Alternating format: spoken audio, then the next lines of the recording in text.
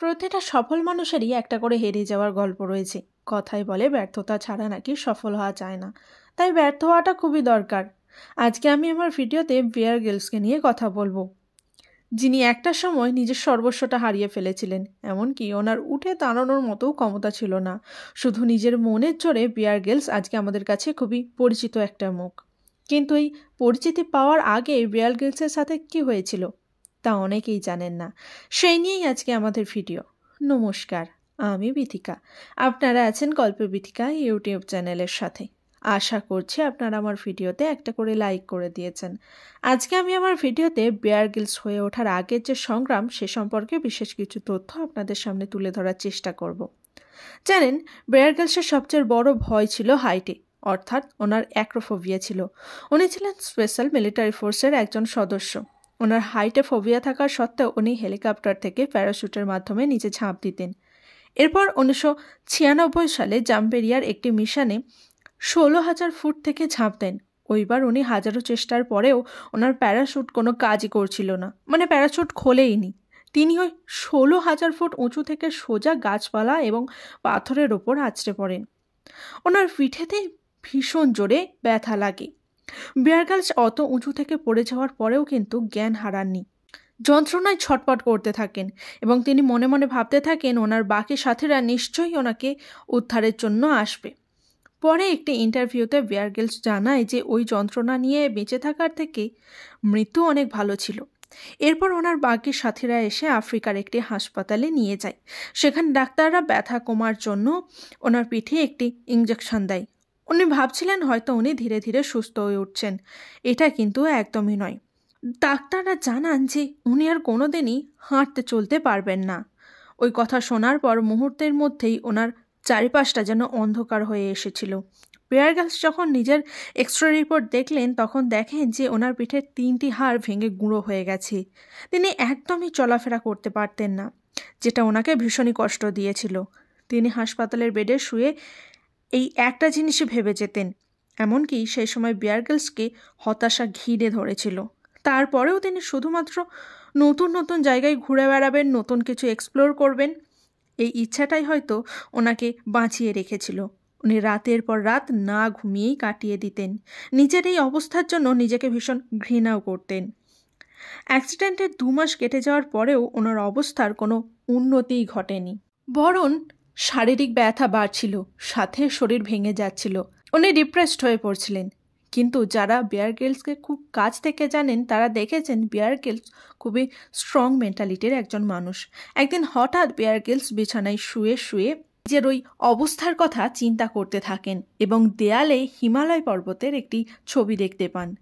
এবং তিনি দেখেন যে ওই ছবিতে অনেকটা ধুলো জমে গেছে, ঠিক ওনার ইচ্ছের মতো।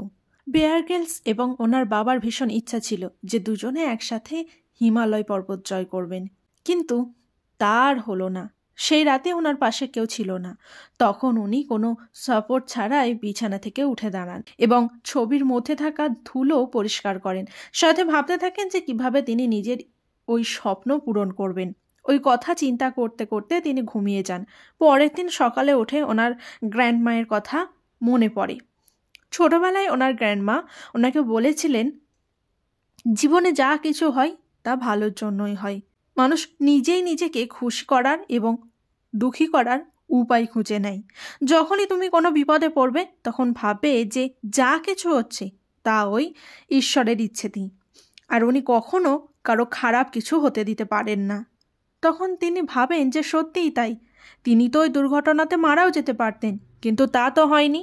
তার মানে ঈশ্বর ওনার জন্য ভালো কিছুই ভেবে রেখেছেন। তারপর থেকে ওনার সমস্ত চিন্তা ভাবনা যেন নিমিষেই গায়েব হয়ে যায়। তিনি যে মানসিকভাবে ভেঙে পড়েছিলেন তার সমস্ত চিন্তা ভাবনা থেকে তিনি বেরিয়ে আসার পরেই ওনার শরীরও ধীরে ধীরে উন্নতি হতে থাকে। আস্তে আস্তে হাড়গুলো জোড়া লাগতে শুরু করে। সে সময় ওনার কাছের একটি বন্ধু বলেন যে মানুষের জন্ম এবং মৃত্যু সবই ঈশ্বরের ইচ্ছেতে হয়, আর এটা তোমার ঈশ্বরের ইচ্ছেতেই হয়েছে। তোমার পুনর্জন্ম হলো। এখন তুমি একটা ছোট্ট শিশুর মতো, যার অতীত এবং ভবিষ্যৎ দুই নিয়েই কোনো দুশ্চিন্তা নেই। আর যদি তোমার কোনো কিছু নিয়ে কৃতজ্ঞতা প্রকাশ করতেই হয় তাহলে বর্তমানকে করো। বিয়ার গ্রিলস বলেন যে আমাদের জীবন খুব কমই দ্বিতীয়বার সুযোগ দেয়, আর যদি কখনো ওই দ্বিতীয়বার সুযোগ পাও তাহলে তার প্রতি আমাদের কৃতজ্ঞ থাকা উচিত। তিনি নিজের জীবনের প্রতি কৃতজ্ঞ ছিলেন। এরপর মাউন্ট এভারেস্টের একটা ছবি হাতে নিয়ে তিনি বলেন যে এই এভারেস্টের চূড়ায় আমি একদিন নিজেই উঠব। যখন তিনি অসুস্থ হয়ে ডিপ্রেশনে চলে গিয়েছিলেন তখন উনি অনেক লক্ষ্য উপার্জন করেছিলেন, আর ওই অসুস্থ থাকা অবস্থায় তিনি প্রতিজ্ঞা করেছিলেন যে তিনি এভারেস্ট জয় করবেন। ওনার এই মনের জোরে অ্যাক্সিডেন্টের 8 মাস পর হাসপাতাল থেকে ছুটি দিয়ে দেওয়া হয়, আর 1 বছরের মাথায় তিনি পুরোপুরিভাবে সুস্থ হয়ে যান। ওই সময় ডাক্তাররা ওনার এই অবস্থার জন্য মিলিটারি ট্রেনিং করা পুরোপুরি বারণ করে দিয়েছিলেন, কিন্তু কাজ না করলে তো টাকা উপার্জন হবে না, আর ওনার স্বপ্ন পূরণের জন্য দরকার ছিল 25 লক্ষ টাকা। তার সাথে পর্বতে ওঠার জন্য যে ট্রেনিং করতে হয় তার জন্যও অর্থের প্রয়োজন। এরপর তিনি অনেক কোম্পানির কাছে স্পন্সরশিপের জন্য আবেদন করেন, কিন্তু সব কোম্পানি রিজেক্ট করে দিচ্ছিল। যখন সব কোম্পানি তাকে নিরাশ করে দিচ্ছিল তখন একটি আর্ম ফোর্স চ্যারিটি ওনার এই স্বপ্ন পূরণের জন্য অর্থ দিয়ে সাহায্য করতে রাজি হয়ে যায়। এরপর 1998 সালের 16 মে তিনি নিজের স্বপ্ন পূরণ করতে সক্ষম হয়, যেটা ছোটবেলায় তিনি দেখেছিলেন। ওনার এভারেস্ট জয়ও খুব একটা সহজ ছিল না। হিমালয়ে ট্রেকিং করার সময় নিজের চোখের সামনে ওনার 4 জন সহকারীকে মারা যেতে দেখেছেন, আর উনি নিজেও মরতে মরতে বেঁচে গিয়েছিলেন। ব্রিটেনের সবথেকে কম বয়সী যুবক এভারেস্ট জয়ের খেতাব অর্জন করেছিল। তখন অনেকেই ওনাকে সেমিনারে ডাকত এবং ওনাকে নিয়ে অনেক ডকুমেন্টারিও বানানো হয়েছিল।